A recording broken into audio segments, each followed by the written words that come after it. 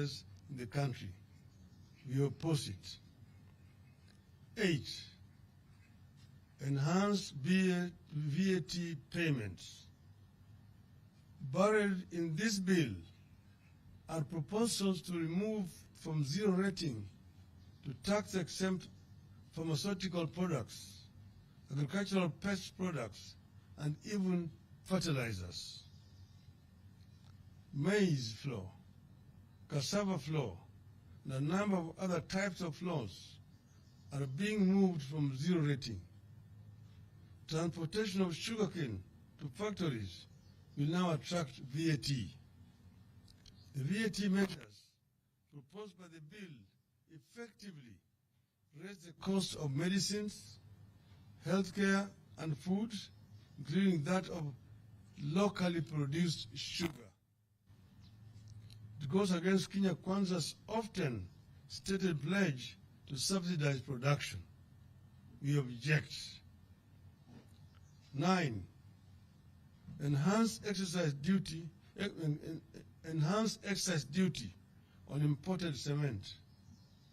Kenya Kwanza wants to raise duty on imported cement. It will be a signal for local producers to raise their prices. This will impact the local construction industry, which is currently the main driver for job creation in Kenya. 10. Tax on beauty products. Kenya Kwanza wants to treat beauty as a luxury.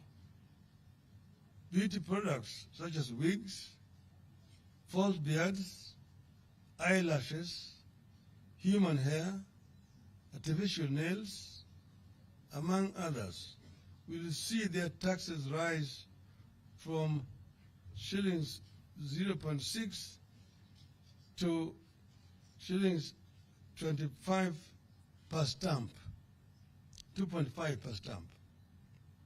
This is a 316% hike. Like digital economy, the beauty industry has become a major employer, particularly of our youth and women who have been unable to find work elsewhere. It is a home to hustlers. Now Kenya Kwanza is going after their earnings.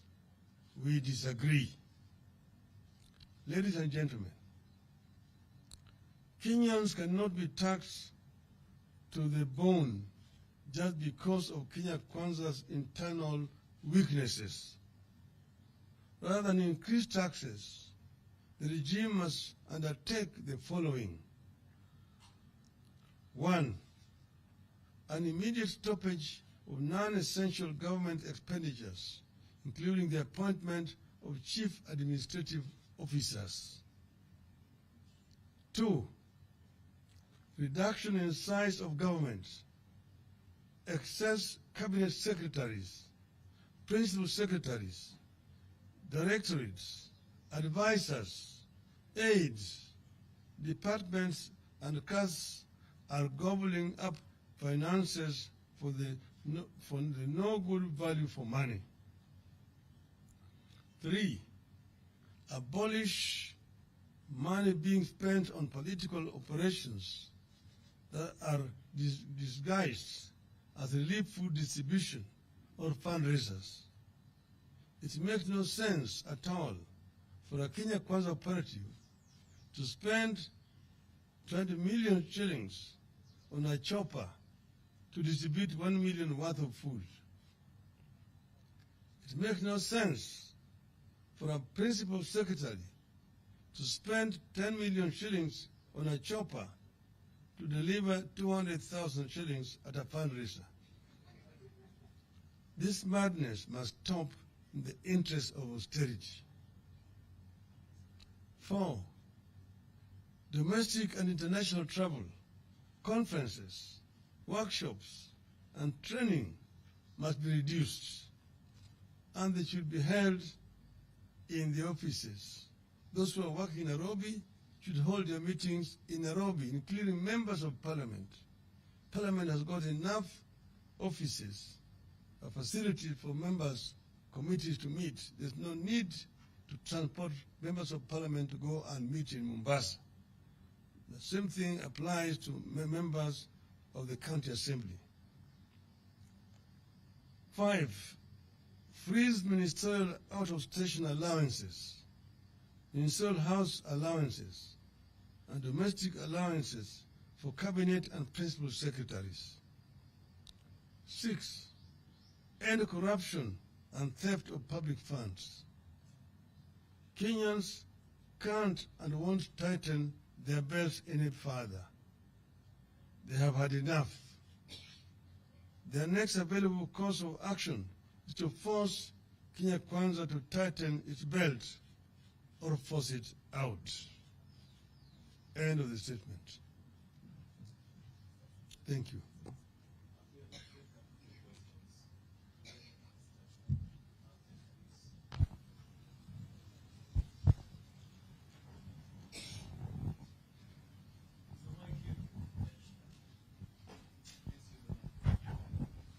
All right, my name is Emmanuel Tov from Kate. Say that again. Okay, my name is Emmanuel Tov from KTN News. Number one, Kenya Kwanza commands a sizable majority in both houses. How are you going to oppose this bill when it comes to the House? Number two, you suspended demonstrations to give way for negotiations and talks, and also giving a chance for an honest discussion. Is this honest from Kenya Kwanza that they are increasing taxes, and are you reconsidering going back to the streets for this? One is, you're right, you said Kenya Kwanza has an artificial majority in parliament. Because as you know, when Kenyans voted, Azimio had a majority in both houses. However, Kenya Kwanza has proceeded to buy members of parliament without following the laid down procedures and the law to cross over to their side. The requirement is that if a member moves from the coalition or political party in which he was elected, that member is required to resign his position in parliament and seek a re-election through a by-election into the new outfit in which he has moved. This has not happened. And you've seen members of, for example, Jubilee, who are an Azimio coalition, on the other side. UDM was the first one to go. And now there's Scoop, which is saying to have gone the other side. This is what we're talking about, corruption. Corruption in the political process, which is there. They are enjoying artificial majority in parliament, but we say that our members, those who are with the Azimio and who have got conscience, will oppose these proposals. We will oppose the proposals, and we hope that the genuine Kenya Kwanza members, who also have got the interests of ordinary Kenyans at heart, some who still feel about the hustler that used, will see the fallacy of trying to introduce these measures here, and how these measures are going to hurt ordinary common man, whom they say they are going to assist through a bottom-up approach. With regard to the talks, first, we acted in good faith to call off the demonstrations last Thursday, because Kenya Kwanza had approached us and said that they were ready now for talks, and that we are going to remove Mr. Kenan, whom they had put in as among one of their delegates. But we knew that the real reason why they were doing it is because they were expecting the visitors were coming into town, and they did not want demonstrations at that time. But we did act in good faith ourselves because they said they were serious. Now we are seeing signs of reluctance. We're seeing signs of reluctance. Now all members of the other side are not available. They don't have a quorum to begin the discussions and so on. We have given them today and tomorrow. And we said that the talks must start in earnest on Wednesday. And if the delegation is not ready by Wednesday, we will treat that gentleman's agreement as cancelled. And we will then now explore other options available to us as Azimio. Do you have any question?